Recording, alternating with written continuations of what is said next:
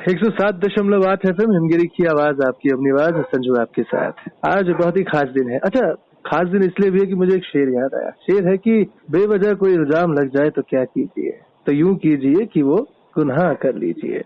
आजकल रीडिंग जो है गुनाह जैसा ही लगता है बच्चों को, लेकिन इस दौर में भी, इस बीच भी जो है रूम टू रीड इंडिया जैसी ऑर्गेनाइजेशंस जो है रीडिंग कैंपेन्स चला रही हैं और बच्चों को जागरूक कर रही हैं, उनको एक पोटेंशियल दे रही है, पैशन दे रही है कि वो रीडिंग हैबिट जरूर बढ़ाएं। और आज हमारे साथ इंटरनेशनल लिटरेसी डे पे जुड़े हैं country director Room to Read India Shri Saurabh Banerjee ji. Saurabh ji, बहुत बहुत बहुत ज्यादा स्वागत है आपका हमारे स्टूडियोज में। शुक्रिया संजीव जी, बहुत बिल्कुल जी। मैं सभी श्रोताओं को बताऊं, सौरभ जी का 25 साल से ज्यादा का एक्सपीरियंस है एलिमेंट्री एजुकेशन में, और साथ ही साथ USAID यानी United states agency for international development, इसके साथ सर्व शिक्षा अभियान गवर्नमेंट ऑफ इंडिया, इनके साथ भी एसोसिएटेड रहे हैं। और सर, एक सबसे पहला सवाल मेरा आपकी तरफ ये है, जैसे जब मैं आपका प्रोफाइल पढ़ रहा था तो आई गॉट टू नो कि आप आर्किटेक्ट हैं, तो किस तरीके से, कौन सा ऐसा विजन रहा, कौन सी ऐसी बात रही जिसने आपको इंस्पायर किया एजुकेशन सेक्टर में आने के लिए? ये संजीव जी, ये एक बड़ा लंबा कहानी है। अभी इतना जल्दी तो उसको बताना मुश्किल है, बट ये आप समझ लीजिए कि मेरा डेस्टिनी ये था कि एजुकेशन में मैं काम करूं, और ये एक मेरा इच्छा तो थी हमेशा, बट ऐसा to make the long story short, मैं आर्किटेक्चर का काम कर रहा था, और उस वक्त मैं एक मेरे को प्रोजेक्ट मिला जहाँ पे मैं स्कूल बिल्डिंग को डिजाइन करना था मेरे को। तो वो स्कूल बिल्डिंग डिजाइन करने के लिए मैं काफी स्कूलों को देखने के लिए काफी इंटीरियर्स में गए, देशों का अलग अलग जगह पे, और वहां से मेरा थोड़ा इच्छा जो है वो स्ट्रांग हो गया कि मुझे एजुकेशन पे काम करना है। और वो धीरे धीरे फिर वो इच्छा जो है वो एक पैशन बन गया कि एजुकेशन पे ही मैं काम करते रहा। जी जी जी, बिल्कुल सौरभ जी। मतलब बिल्डिंग के साथ साथ जो है आपने बच्चों की भविष्य और उनकी सोच बनाने का भी बीड़ा उठाया, बेहतरीन सोच। आगे बढ़ते हैं, और सबसे पहले तो एक ही चीज हम जानना चाहेंगे, आज इंटरनेशनल लिटरेसी डे है, तो आपके मन में बहुत सारी बातें होंगी जो आप हमारे श्रोताओं से शेयर करना चाहेंगे, छोटे छोटे प्यारे प्यारे बच्चों से शेयर करना चाहेंगे, तमाम आवाम से शेयर करना चाहेंगे। तो सर, जरूर जानना चाहेंगे कि आज लिटरेसी डे पे आप हमारी आवाम से कुछ जो भी सोच आप शेयर करना चाहे, यू वेलकम फॉर दैट। देखिए संजीव जी, आज इंटरनेशनल लिटरेसी डे है, और संयोग से हम ऐसे स्थिति में आज खड़े हैं कि ये कोविड का पैंडेमिक है। आप जानते ही हैं, लोग अपने अपने घरों में बंद है, एक भय की माहौल हर जगह पे कायम है। तो इस माहौल में मुझे लग रहा है कि जब ये स्थिति है, लोग इतना भयभीत हैं, बंद है, इसमें आप देखेंगे तो किताबें एक ऐसा खिड़की है जिससे कि आप पूरा दुनिया को देख सकते हैं। किताबें आपको जानकारी देते हैं, आपको बताते हैं कि बाकी दुनिया में हो क्या रहा है। तो एक तरह से किताबें आपका दोस्त है, एट द सेम टाइम ये किसी भी परेशानी के मरहम भी है। तो मैं तो चाहूंगा कि इस इंटरनेशनल लिटरेसी डे पे हम खूब पढ़े, हम बच्चों को पढ़ाएं, और समाज में एक पढ़ने लिखने के प्रति, किताबों के प्रति एक कल्चर, जिसे कहते हैं, एक संस्कृति बनाए, जिससे कि पढ़ने को अहमियत दिया जाए। जी बिल्कुल सौरभ जी, ये मरहम भी है, सच बात है। मैं अपनी बात करूं, जब भी मेरा मन उदास होता है तो मैं एक प्यारी सी किताब उठाता हूँ, या कोई कविता पढ़ता हूँ, या कोई कहानी पढ़ता हूँ, तो अपने आप ही मेरे जख्मों के मरहम लग जाते। बहुत ही खूबसूरत बात सौरभ साहब। आगे थोड़ा सा हम बढ़ते हैं, और एक सवाल और जो मेरे जहन में है। अच्छा, अभी 15 अगस्त के आसपास जो है रूम टू रीड इंडिया का जो है रीडिंग कैंपेन शुरू किया गया है, लॉन्च किया गया, तो यही हम जानना चाहेंगे। हमारे श्रोता भी बहुत ईगर है, क्योंकि हम रेगुलर जो है अपने स्टेशन से रीडिंग कैंपेन के बारे में बताते रहते हैं, लोगों को शेयरिंग करते रहते हैं। तो आज आप हमारे साथ जुड़े हैं, तो डायरेक्ट क्यों ना आपकी जुबानी जो है हमारे सारे श्रोताओं तक वो बात पहुंचे, कौन से मुख्य बिंदु हैं जो room to read reading campaign से जुड़े हुए हैं? तो रीडिंग कैंपेन का इसका शीर्षक ये था, इंडिया गेट्स रीडिंग। तो इसमें हमारा उद्देश्य ये था कि जैसे मैंने पहले भी बताया कि समाज में एक रीडिंग कल्चर डेवलप करने के लिए, एक ऐसा संस्कृति बनाने के लिए जहाँ पे रीडिंग को अहमियत दिया जाए, उसके लिए ये कैंपेन चलाया गया था। द होल आइडिया इज कि लोगों को ये समझ में आए कि पढ़ना, एक तो पढ़ना लिखना कितना जरूरी है वो एक बात है, लेकिन सिर्फ पढ़ने का जो मजा है, जो मैजिक ऑफ रीडिंग जिसे हम कहते हैं, जो जॉय ऑफ रीडिंग, उसको हम उसको एस्टैब्लिश करना चाह रहे थे। क्योंकि आप अगर देखेंगे कि एक जमाने था जहाँ पे पढ़ना लिखना मतलब कहानी और ये सारे चीज समाज में काफी प्रचलित थे। कहानी लोग गांव में लोग बैठ के कहानी बोलते थे, कहानी का किताब पढ़ाया जाता था। तो धीरे धीरे बच्चों में जो कि जैसे कि काफी एक्सपोजर अलग अलग चैनल्स का हो गया, अब टीवी हो गया, केबल टीवी आ गया, अब इंटरनेट आ गया, इस जमाने में पढ़ने का अहमियत थोड़ा कम हो गया समाज में। तो उसको पुनर्प्रतिष्ठित करने के लिए ये कैंपेन चलाया गया। और इस दौरान जैसे मैंने कहा कि ऑब्वियसली जब कैंपेन आप करते हैं तो हो सकता है कि आप जलूसे निकालें, आप कहीं ऐसी इवेंट करते रहें, तो वो इस बार संभव नहीं था क्योंकि सारी चीजें बंद थी। तो हमारा कोशिश ये रहा कि हम अपना जो किताबें हैं उसको हमने डिजिटाइज करवाया और अलग अलग तरह से हम बच्चों तक पहुंचाने की कोशिश किया, रेडियो के माध्यम से, टेलीविजन के माध्यम से, इंटरनेट के माध्यम से। और जहाँ पे बच्चे पहुंच नहीं पाए, जहाँ पे पहुंच संभव नहीं था इंटरनेट के थ्रू, वहाँ पे हम फिजिकली मोबाइल वाइन्स उपलब्ध कराया हमने। तो ये मूल बिंदु थे जो जी सौरभ जी, बिल्कुल आपकी बात से मुझे सफदर हाशमी साहब के वो गीत याद आता है, पढ़ना लिखना सीखो मेहनत करने वालों, पढ़ना लिखना सीखो भूख से लड़ने वालों। बिल्कुल पढ़ना लिखना बहुत जरूरी है और आज के समय में जब हम डिजिटल हो चुके हैं, हर जगह हमारे पास डिजिटल प्लेटफॉर्म्स है, वहाँ पर किताबों की अहमियत को बरकरार रखना, रीडिंग की आदत को वापस लाना अपने आप में एक बहुत अच्छी मुहिम है। सौरभ जी, सलाम करते हैं हमारा रेडियो स्टेशन आपको इस मुहिम के लिए। साथ ही मैं अपने श्रोताओं को ये भी बताना चाहूंगा कि reading campaign room to read के साथ हर साल जो है इस तरीके के कैंपेन जो है रूम टू रीड करता रहता है।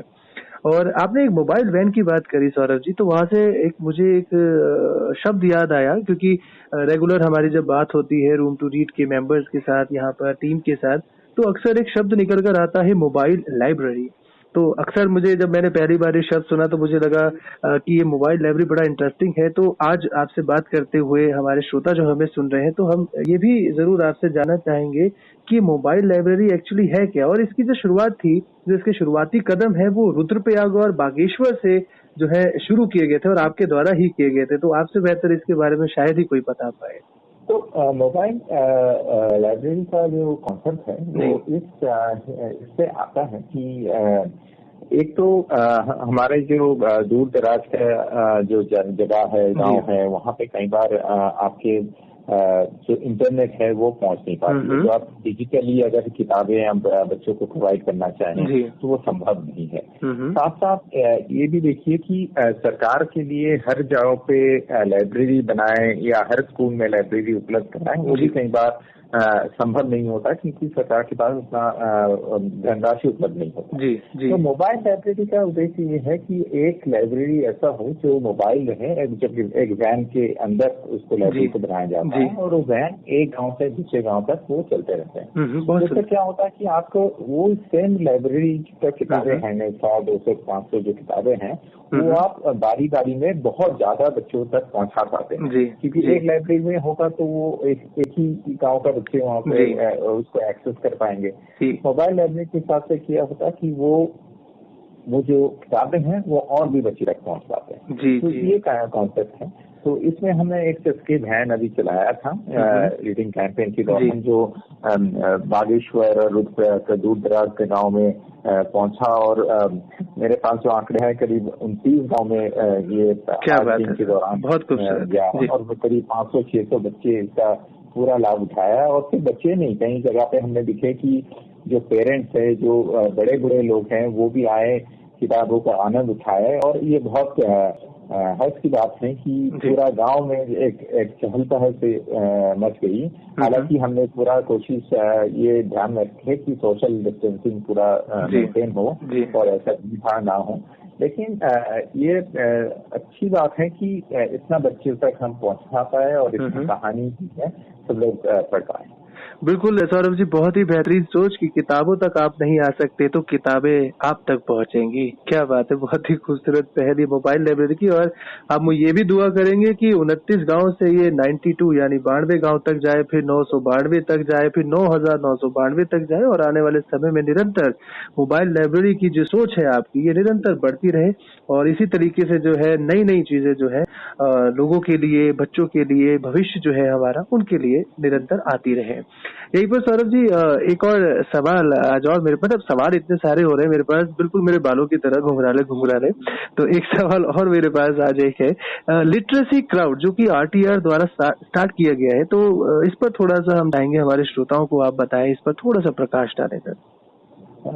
लिटरेसी, ये बहुत अच्छा प्रश्न पूछा आपने। ये लिटरेसी क्लाउड जो है ये एक तरह से भंडार कह सकते हैं कि एक ऑनलाइन लाइब्रेरी है कि एक जो क्लाउड है उसमें रखा गया है करीब हजारों किताबें यहाँ पे उपलब्ध हैं जो सारे बच्चों का किताब है। मतलब खास बात ये है कि ये इस तरह का ऑनलाइन डिजिटल लाइब्रेरीज और भी उपलब्ध है, लेकिन उसमें जैसे मेरा बड़े बड़े किताबें उपलब्ध होता है, पर ये ऐसा एक लाइब्रेरी है जो सिर्फ बच्चों का किताबों से भरा गया है। और इसमें मतलब करीब 16-18 देशों का किताब है, अलग अलग लैंग्वेज में लिखी गई किताबें हैं। हालांकि इंडिया से अगर इसमें आप देखेंगे तो इसमें हिंदी के अलावा मराठी और अंग्रेजी का किताबें भी उपलब्ध है। तो आइडिया ये है कि बच्चे जो भी हैं वो कहीं सिर्फ कुछ किताबें जो आपका स्कूलों में है या आपके घरों में है, अब उसमें सीमित रहा है। और आज की टेक्नोलॉजी का जो जमाना है, उस टेक्नोलॉजी का पूरा फायदा उठाते हुए बच्चों तक हम सारे वो किताबें पहुंचे हैं जो बाकी देशों का बच्चे भी जो जिसका लाभ आनंद उठा पा रहे हैं कि हमारे बच्चे भी उसको देख पाए, उसको पढ़ पाए।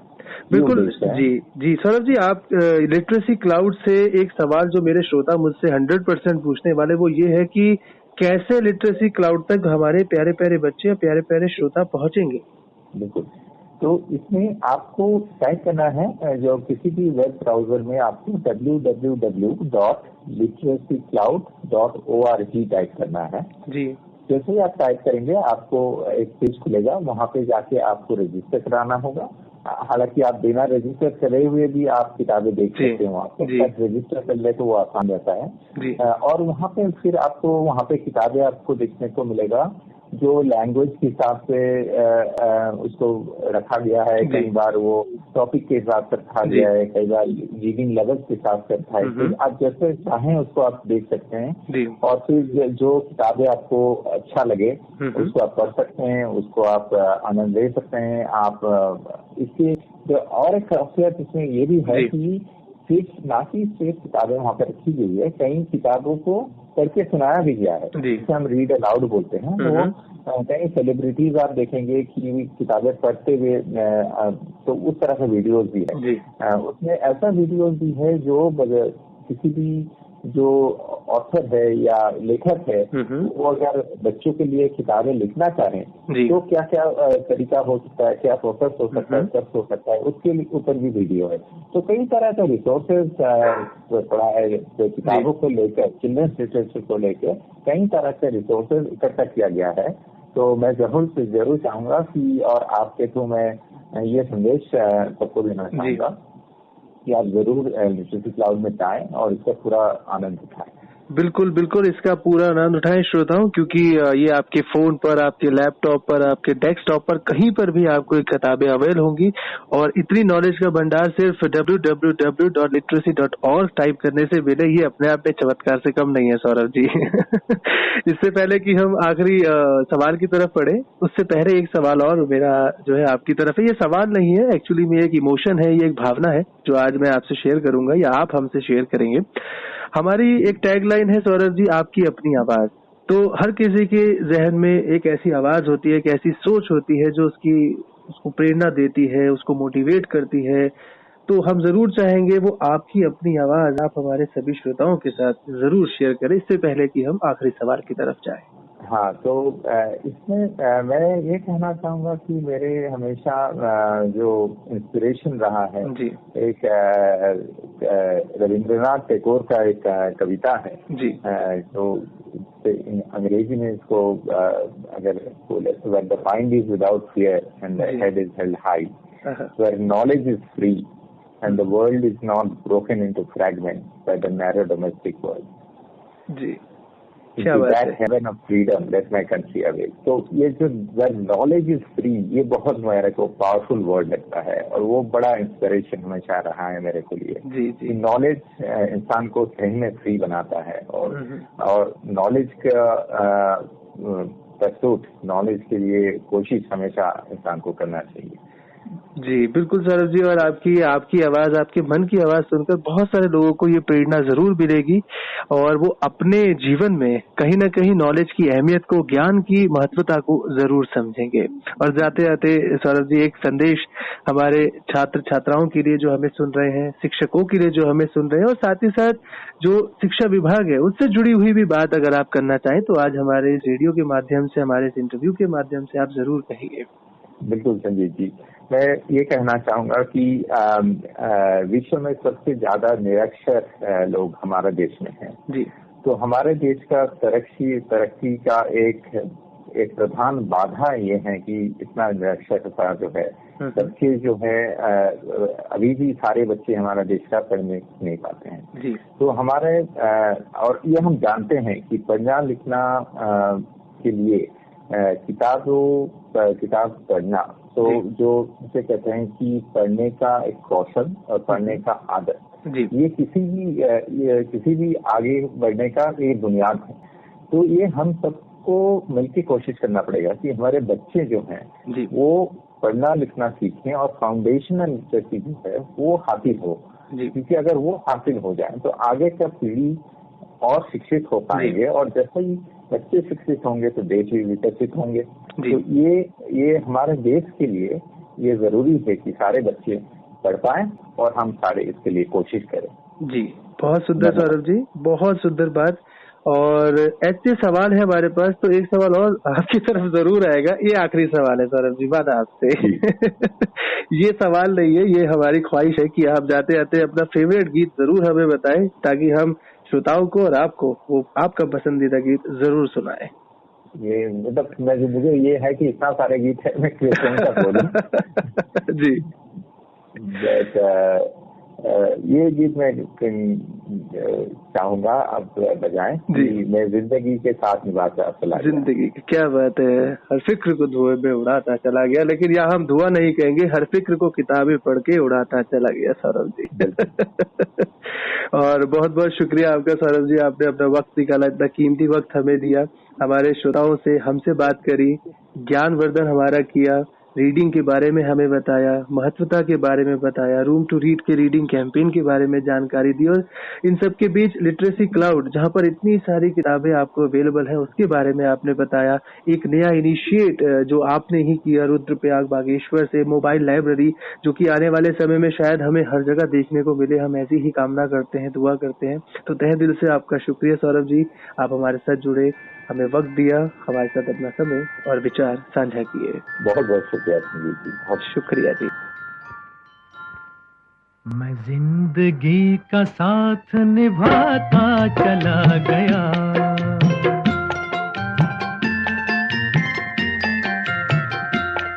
हर फिक्र को धुएं में उड़ाता चला गया, हर फिक्र को धुएं में उड़ा।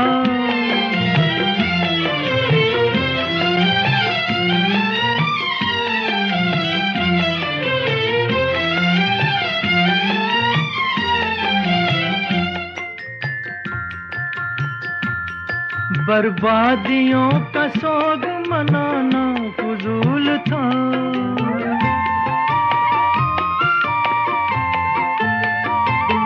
बर्बादियों का सोग मनाना फजूल था, मनाना फजूल था, मनाना फजूल था।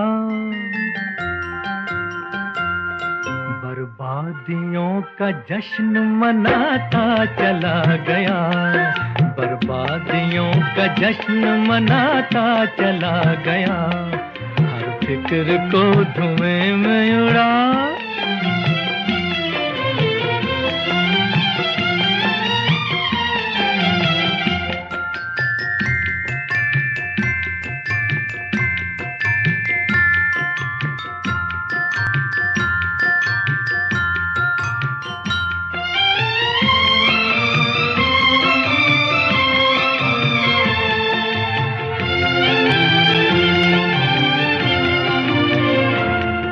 जो मिल गया उसी को मुकद्दर समझ लिया,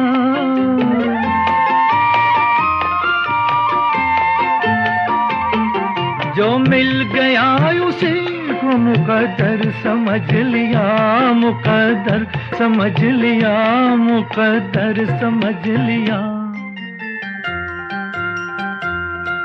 जो खो गया मैं उसको भुलाता चला गया, जो खो गया मैं उसको भुलाता चला गया, हर फिक्र को धुएं में उड़ा।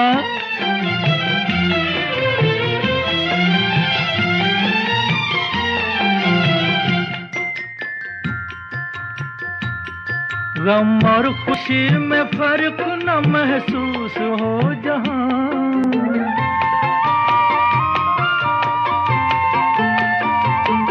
गम और खुशी में फर्क न महसूस हो जहां, न महसूस हो जहां, न महसूस हो जहां। मैं दिल को उस मकाम पे लाता चला गया, मैं दिल को उस मकाम पे लाता चला गया, मैं जिंदगी का साथ निभाता चला गया, हर फिक्र को धुएं में उड़ाता चला गया।